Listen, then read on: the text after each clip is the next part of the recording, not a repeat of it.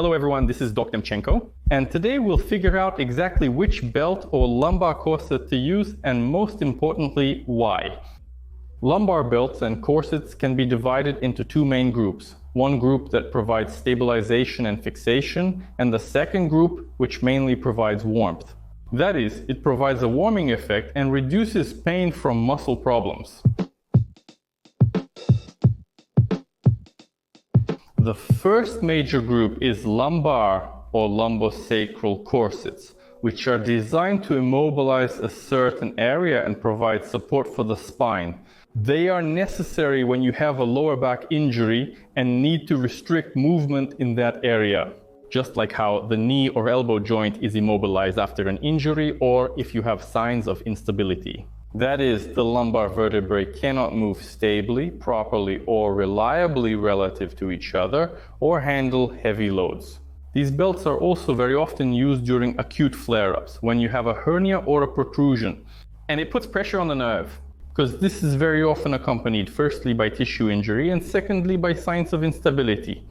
Such belts are also used during the cold season, that is, when there is no chronic back pain, but we are trying to prevent an exacerbation.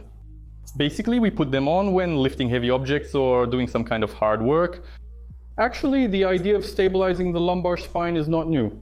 If we look at different ethnic costumes, you can often see an item of clothing that looks like a rather wide belt, or a rather long piece of fabric that is wrapped very tightly around the lumbar spine. Such designs greatly ease the work of the back and abdominal muscles and also reduce the load on the spine. But there are also negative sides, especially with prolonged wearing of stabilizing corsets. For example, when I was in Bulgaria, I was asked to examine an adult man with lower back pain, who in his youth wore the national costume a lot and then had to stop wearing it. And at the time of the examination, it turned out that the main problem was total weakness of the back muscles and the transverse abdominal muscle, which are supposed to provide the muscular corset to support the lower back. After he moved to the city and stopped wearing the national costume, he started having chronic problems, which eventually had to be managed with fairly long sets of exercises aimed at engaging the back to hold itself independently. In medicine, such a device is usually used in acute conditions to reduce mobility in the affected area. It healed better and also helped maintain intra-abdominal pressure. And this is the most important point, because essentially the abdominal cavity is a closed balloon that our spine can rely on. The lower wall of this balloon is the pelvic floor, the front is the transverse abdominal muscle, and the top is the diaphragm. If one of these walls weakens, the pressure in the balloon drops. And we can't maintain intra-abdominal pressure when lifting weights or even when keeping an upright position. That means, in fact, all the load will fall on the spine. The pelvic floor often becomes weak and flabby in women after childbirth or in elderly people, and the transverse abdominal muscle very often becomes weak even in young people. So, fixation belts have two main elements. Rigid ribs are needed to limit mobility, and elastic elements are needed to maintain intra-abdominal pressure. This is well demonstrated by belts used in strength sports. There are even two different categories: lifting weights with a belt to hold the abdomen and without, because the results in these categories are completely different. So how do you know that you need a stabilizing belt? First, the pain is sharp and occurs with certain movements, so we need to use the corset to eliminate the provoking movement. Second, the pain has a neurological aspect, meaning it radiates to the leg, can cause numbness or shooting sensations. It's especially important if the symptoms go below the knee joint. Another good sign that a stabilizing belt will help you is pain when straining. You can check this yourself in the following way. If you press your abdomen firmly with your hands and try to strain, or try the movement that causes you pain, and you feel significant relief, then a stabilizing belt with a pressing element on the abdomen will help you a lot. When using a stabilizing corset, it's important to remember two things. You need to put it on correctly and tighten it well. And the second point is that you shouldn't use it for more than 6 to 8 hours in one day. You shouldn't use it while lying down. And most importantly, don't use it for more than 10 to 12 days in a row. Otherwise, your core muscles will start to relax excessively, and after the flare-up passes, it will be very difficult to restore them. When wearing it for preventive purposes, you should only put it on during increased physical load related to lifting and holding heavy objects. Fixation belts have two main elements. These are the stiffening ribs and the elastic part to provide good abdominal support. It's better to put them on while lying down so you can pull in your abdomen better when fastening the elastic part. It's very important to position the belt at the correct level because the elastic part should support the transverse abdominal muscle.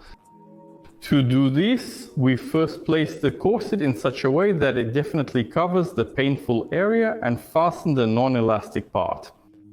I'll repeat once again, it's better to do this while lying down in order to pull in your stomach well. Next, we pull in the stomach and while holding it in, tightly stretch the elastic elements. If the corset is put on correctly and tightened well, you should immediately feel less pain when moving and straining. If the pain during movement and straining hasn't changed, you need to tighten the corset more. Or you may need a wider corset, for example, a lumbosacral one that will also support part of the sacrum, or even a thoracolumbar corset that also covers the thoracic spine.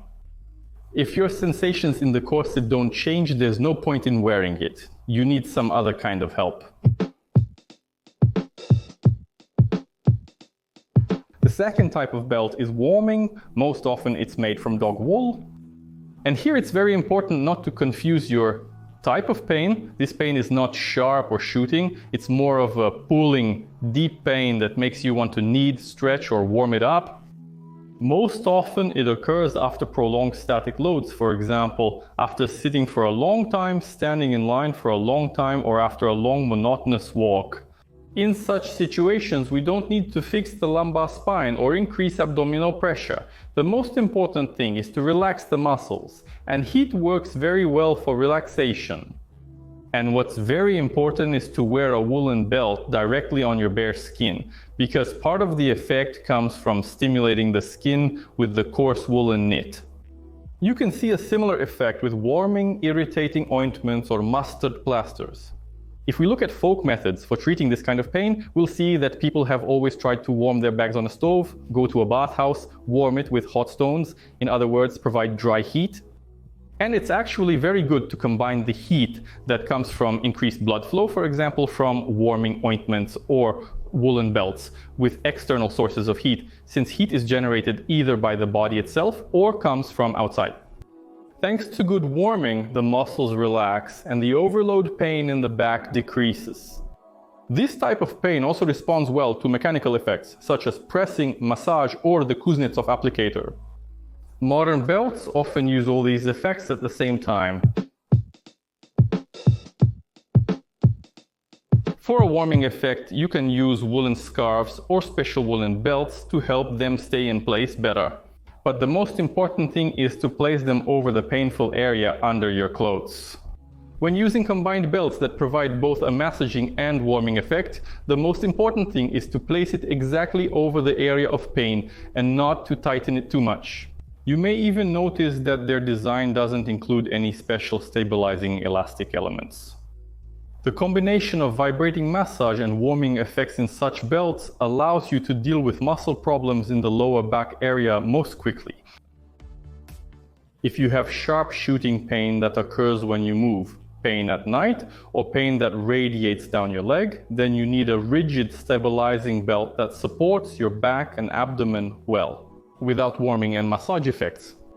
If you don't have such a belt on hand, you can simply use a sheet folded several times, tightly wrapped around your lower back. If your type of pain doesn't restrict movement, but is more of a dull, deep ache in the muscle area that you want to warm up, stretch, or massage. And if it usually occurs after static loads, then you need a warming belt made of dog hair or a combined one with heating and massage effects. Use lumbar belts and corsets correctly and stay healthy.